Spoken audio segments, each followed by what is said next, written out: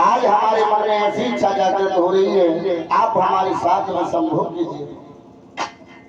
कश्यप ऋषि ने बहुत समझाया कि हे प्राण प्रिय, हे भद्रे, संध्या के समय ऐसा करना ठीक नहीं है। तो रोकर के कश्यप ऋषि से दिति कहने लगी, महाराज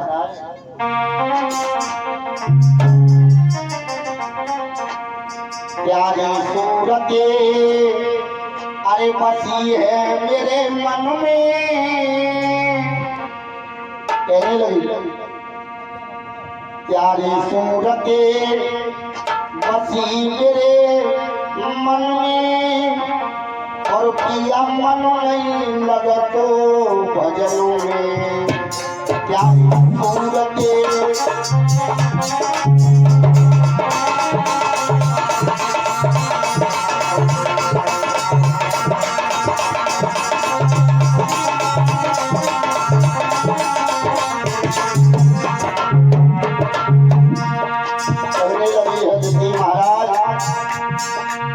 भजन कर रहे हो, ऐसे में भजन किसको सुहाता है? क्या कहने लगी, प्यारी सूरत बसी है मेरे मन में, पिया मन नहीं लगत है भजनों में। सजना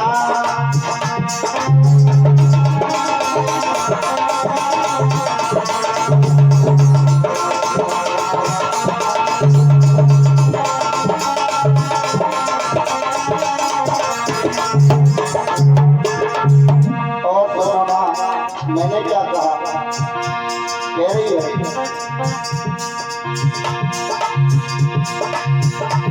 मोह भी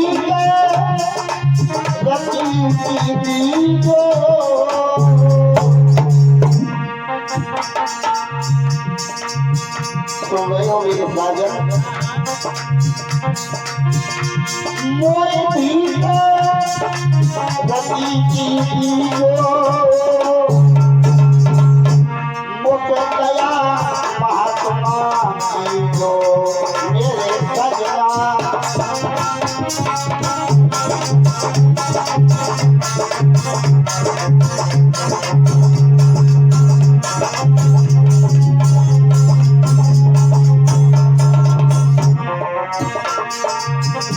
कोई भी करती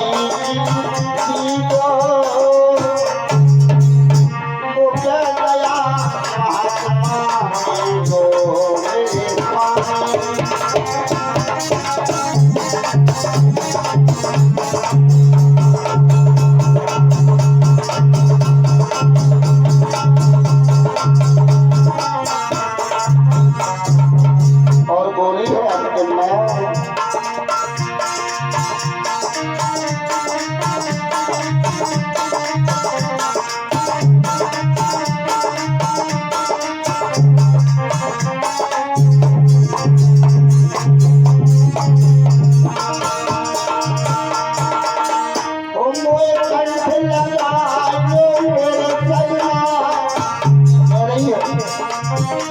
मुझे कंठ लगा लो मेरे सजना, तेरी दुखिया मरी जा रही दया सिंधु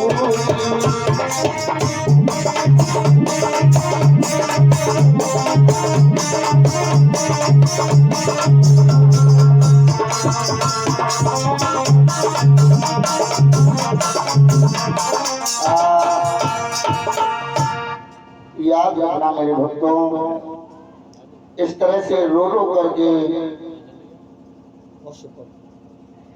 दिति ने अपने पति कश्यप ऋषि से कहा कि हे प्राणनाथ,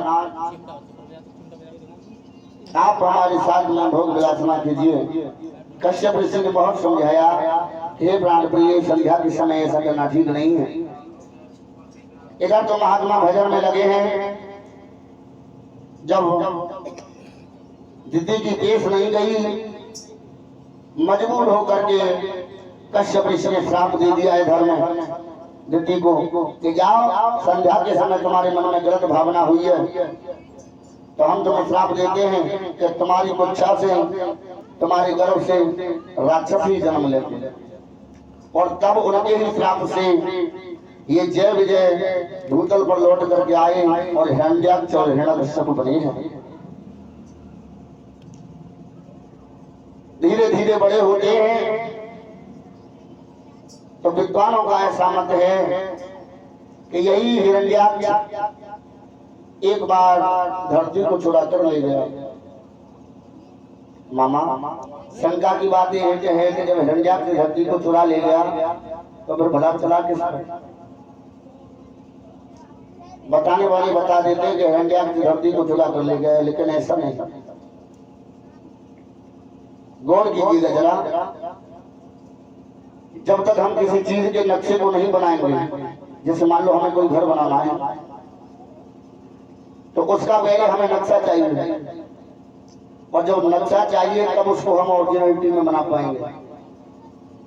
तो मेरे कहने का तात्पर्य है उसने धरती को नहीं चुराया, केवल धरती का नक्शा ब्रह्मा जी ने बनाया था और यही हिरण्याक्ष उसको चुरा कर ले गया, धरती को नहीं। और जब धरती को नहीं चुरा कर ले गया, उस नक्शे को चुरा के भाग रहा था, तब भगवान ने सूकर रूप धर के 12 रूप धर के अपनी लीला दिखाई और उसको मार करके उसका कल्याण किया। बोलिए नारायण भगवान की। जब उसका कल्याण किया और इधर हिरण्याकश्यप ने देखा कि हमारे भैया को नारायण ने मार दिया, भैया के मरने की आज तो दिन दूनी रात चौगुनी बढ़ने लगी। जरा एक बार हिरण्याकश्यप ने सोची कि भैया मारा गया, अब हमारा कोई बैरी है तो वो केवल विष्णु और नारायण है और उसके अलावा कोई बैरी नहीं। क्या सोचने लगा?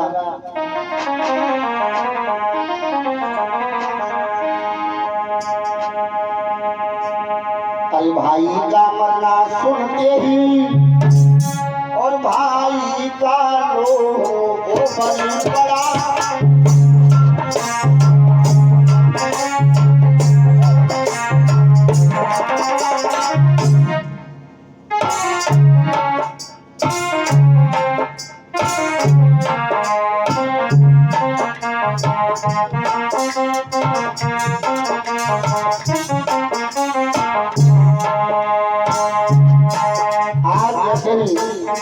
हिरण्याक्ष मारा गया तब तो हिरण्याकश्यप मन में विचार करता है,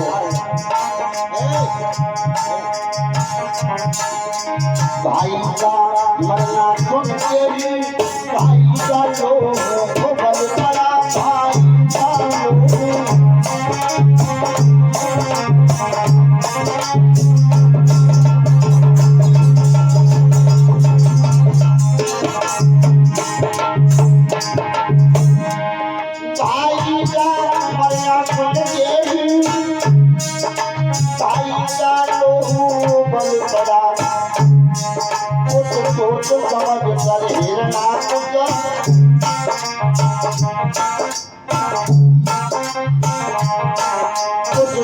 समझ कर हिरण्याकश्यप तब करेंगे घर पे सब बना।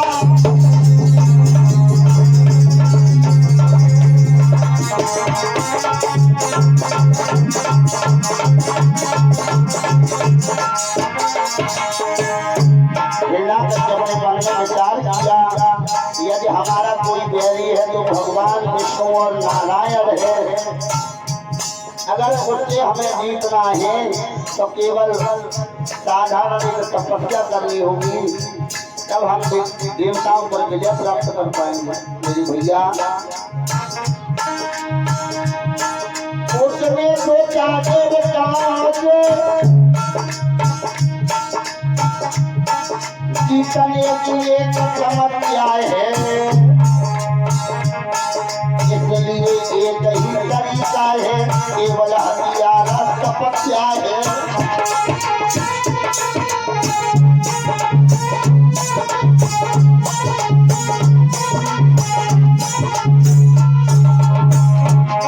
उसने सोचा मन में तो ये एक ही हमें समस्या है,